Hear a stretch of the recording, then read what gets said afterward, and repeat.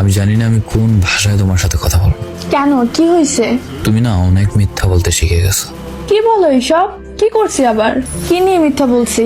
আচ্ছা, তুমি তো নাকি আজকে বিকেলে আপুর বাসা যাবে বলছো, আর বলছো একটু ব্যস্ত থাকবে, আমি যেন কল না দিই, মেসেজ না দিই। তুমি বাসায় এসেই আমাকে কল এসএমএস দেবে, কিন্তু দেখো রাত প্রায় 12টার উপর হয়ে গেছে, তুমি আমাকে মেসেজ দাও না, অনলাইনে আসো। তুমি সব সময় এসব ছোটখাটো বিষয় নিয়েই পড়ে থাকো।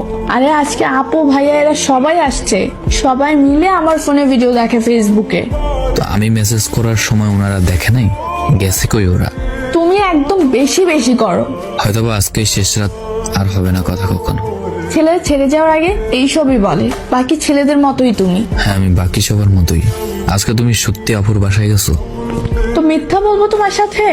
মানে তোমার সমস্যা কি? তুমি আমাকে এটা নিয়েও সন্দেহ করো? প্রশ্নের উত্তরটা দাও, তুমি আসলে আজকে আপুর বাসায় গেছো? হ্যাঁ, প্রয়োজন হলে আমার বান্ধবীকেই জিজ্ঞাসা করো। ছি, তুমি এত সন্দেহ করো আমাকে, আমি ভাবতেই পারিনি। তোমার বান্ধবীকে বলতে হবে না, ওনার সাথে আমার কথা বলা অনেক আগেই শেষ। কি বলেছো? মুক্তা শোনো। বলেন ভাইয়া। আচ্ছা, রাইসা আজকে কই গেছে? কেন? বলো প্লিজ। ও নাকি ওর বোনের বাসায় গেছে। আগে যে কোনো জায়গায় গেলে ও আমার সাথে কথা বলা ছাড়া থাকতে পারতো না, কিন্তু এখন ও ওর বোনের বাসায় গেলেও নাকি আমার সাথে কথা বলতে পারবে না। কল দিতাম না, মেসেজ দিতাম না, এসব বলে। ভাইয়া, আপনাকে আমি আর মিথ্যা কথা বলতে পারবো না। দিনের পর দিন আমাদের ফ্রেন্ডশিপ নষ্ট হয় হোক, তবে একটা ছেলের জীবন তো বেঁচে যাবে।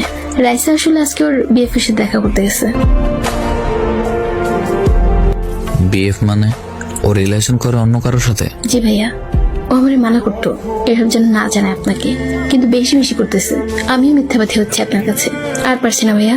ওরা আজকে চাঁদপুর বড় স্টেশন ঘুরতে গেছে, আমারে বলে গেছে যদি আপনি জিজ্ঞেস করেন তাহলে বলতাম আপুর বাসায় গেছে। আচ্ছা, ছেলেটা কোথাকার?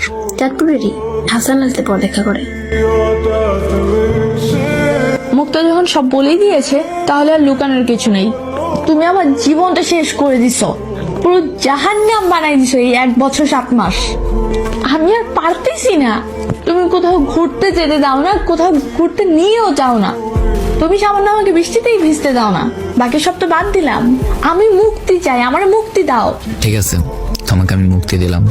তুমি যেখানে সুখ খুঁজে পাও সেখানে তুমি চলে যাও, আটকাবো না। আমি বলবো না তুমি আমার থেকে ভালো পাবে না, অবশ্যই পাবে। যাও, যাকে পেয়েছো তাকে নিয়ে সুখে হও। আর আমার প্রথম ভালোবাসাটা এইভাবে শেষ করার জন্য তোমার প্রতি আমার কৃতজ্ঞতা। ভালো থেকো নতুন মানুষকে নিয়ে। আইডিটা মনে রেখো, কাজে আসবে কখনো। লেকচার দিতেই পারবেন, সারা জীবন কিছু